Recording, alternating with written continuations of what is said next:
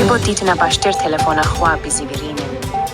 Please rotate your phone for a better view and experience.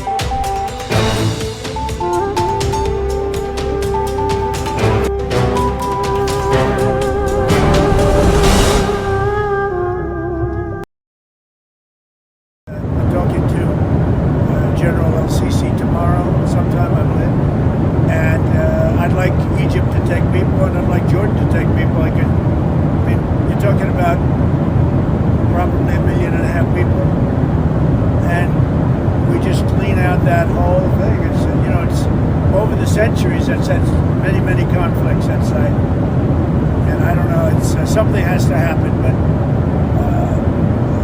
it's literally a demolition site right now. Almost everything's demolished, and people are dying there. So I'd rather get involved with some of the Arab nations and build housing in a different location where they can maybe live in peace. Temporarily, or would they It could be either. It could be temporarily, could be long term.